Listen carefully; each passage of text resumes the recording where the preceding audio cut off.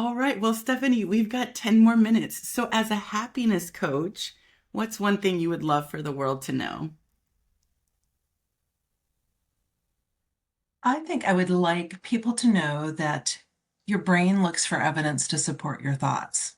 That's one of my big go-tos that I'm always hanging on to. Your thoughts create your feelings, which create your actions, which create your results. Then you're back up at the beginning. Those results create those same feelings, and that's how you get like either stuck in a cycle or in a good cycle. But your brain is always looking for more of whatever's going on there. Of what you put Um, in. yes, of what you put in, consciously or not. Okay. Because a lot of times we're not we don't pre-think our thoughts. They just come, and Mm. then we can recognize them as not the best, or we can go, yeah, this is what I want. And happiness is a choice. And I know a lot of people don't really want to hear that, Mm. but happiness really is a choice because you're choosing your thoughts. It's an inside job. A lot of people rely on a lot of external factors for happiness, but it Uh-huh. really is the emotions we attach to events. It's Mm. how we let ourselves respond to the world around us. And I like this. Think about game day. Same event, somebody wins, somebody loses. Some people are really happy, best thing ever. My team just won the championship, whatever. And some people leave in tears. Yeah. Same event, different emotions attached to it. Mm.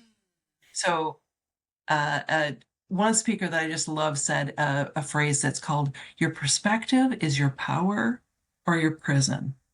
Mm. Nice. So, your perspective, manage your thoughts. It really, really is a choice. So Yeah. that would be the one thing that I'd want people to know. I love it. So this thing about choosing your thoughts and your brain looking for evidence, how did you discover this?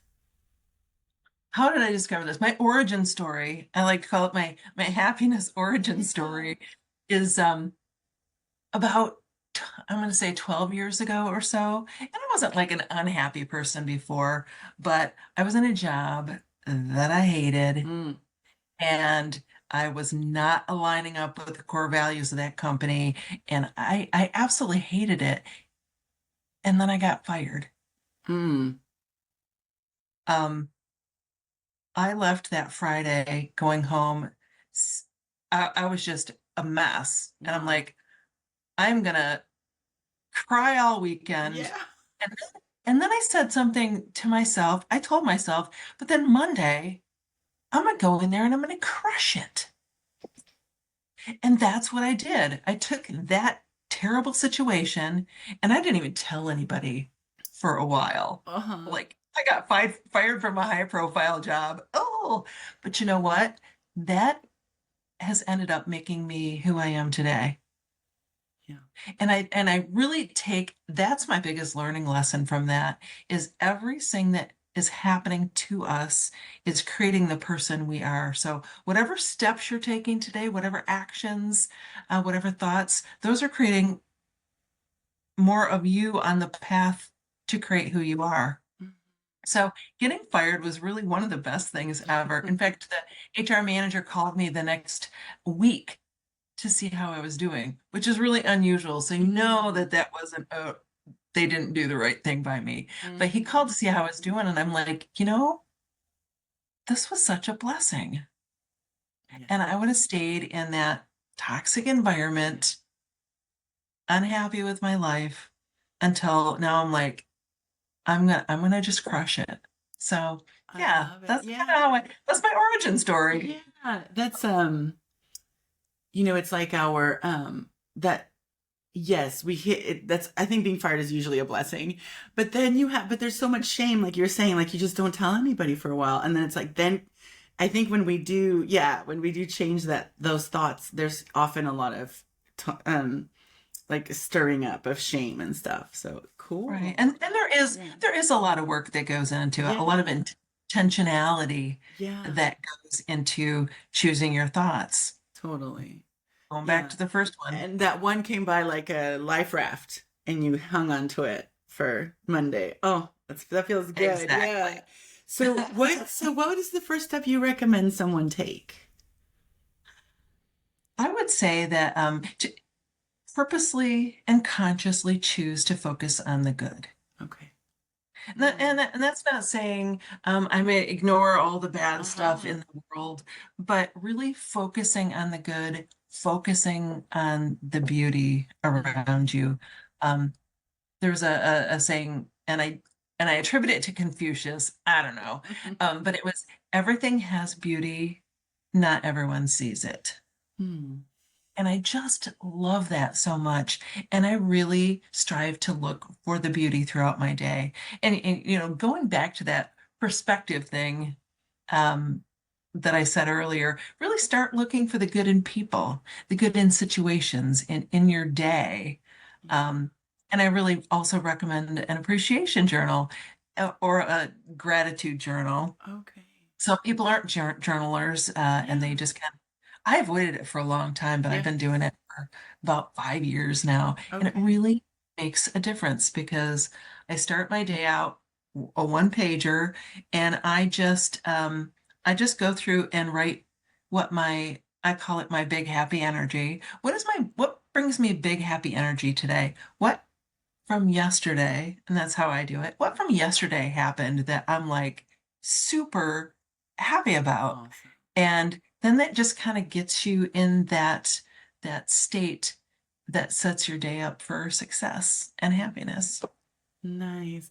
Yeah, I remember, I don't know where I heard this, but I started doing it with my son. What's three things that went well today? And man, you can find them even if you've had a hard day and you're hitting the bricks. Okay, cool.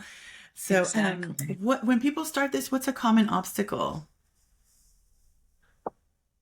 I would say the biggest thing I see and with people around me that I interact with is that they let too much garbage in. I Mm. guess. Like all the things you let your mind and your body take in, that is Sure. is the huge obstacle, and you don't even realize it. You think about when somebody's starting on a diet, they really monitor their food intake, they monitor their exercise, but if you're not monitoring your environment, it's like what you expose yourself to, who you expose yourself to, that can really um, Mm. create a big obstacle in your happiness journey. I call this guarding your energy. Mm. And my biggest example of what you expose yourself to obviously would be social media. Hmm. What type of posts are you seeing on your feed? Yeah. Are you hanging out on those posts? Are you dwelling on them? Are you letting them make you mad? Are you commenting? Are you reading the comments? What are you doing? What does your feed look like? A Hmm. lot of people go, I can't control my feed. Oh, you absolutely, Yeah. you are the master over that algorithm. Let me tell you what. You Uh-huh. start interacting with the people and the posts that you want to see, and then that's what you'll see more of. It's like what you put out there, you're going to get more back. Um, Awesome. who you expose yourself to, the people in your life. Are Yeah. there people surrounding you that are not a good influence on you, that aren't good, that maybe they discourage you, maybe they're Yeah. that negative person in your life, Yeah. but you can weed that out, and I think that's a huge struggle for people. Sure. How do I weed that out of my life? Yeah.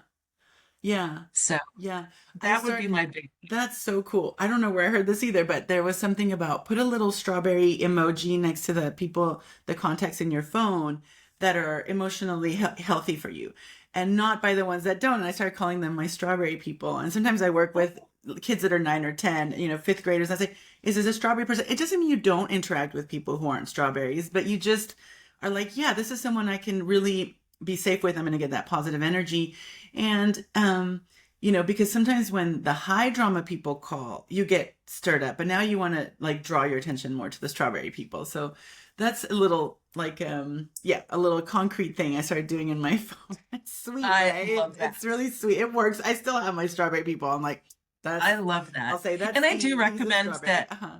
if you know you're going to interact with somebody that's a Yeah. non-strawberry, Yeah. then you can manage your expectations. You can Exactly. really guard your energy going into that interaction. Yeah. It doesn't mean you don't love them or interact from time to time, but they're not the one you go to when you need that boost. Awesome. So, yeah. And finally, how do I know I'm doing it right once I start? I think you'll start to attract more of those things and people into your life that match that happy energy. You've probably heard of that before. You attract things that match your vibration. Yeah. And if you have a big happy energy going on, then you're going to attract more of that. And maybe it's people that also have that big happy energy, but it might be people that are looking for that big happy Mm. energy and they're just like drawn to you. That's why I call it big happy energy Yeah. because you see somebody like that and you're like, I, what is it about that person that I want to be around them? Mhm. And the other thing is the more you notice, the more you'll notice. I don't know if that makes sense. Sure. Um, when I feel like I'm really good at paying attention when things have come full circle in my life, just like Mm. getting fired. Yeah. I recognize the blessing in that. Well, I recognized it right away, but I'm, Yeah. kind of paying attention for when you realize the reason for something that happened. And the more times you notice that, you're like, aha, whether Mhm. it's God, I see what you did there, or the universe, whatever you believe, you're like, I see what you did there. Yeah. Then God or the universe will say, that person's paying attention. I'm going to give Mm. them more More information. of that. And so that is really, really fun to start honing that skill. Awesome. That's so, when you were talking, I was thinking that's like poetic. Like you look for the poetic moment, like, oh, I see the full circle. And I love how you said, and we'll just take what I think we have about 10 seconds, the big happy energy. Because it's not small, because we could hold like a small happy, but big. And happiness, yeah, I work a lot with feelings. As happiness is a feeling that can also be triggering, actually. So yeah, allowing it in, just like it's not triggering in a negative way, but like it has a feel to it. And then energy means it kind of goes out. So thank you so much. Well, that's our 10 minutes. So nice to have you. Thanks, Stephanie. It was great to talk to you. Thanks. Bye now. Bye.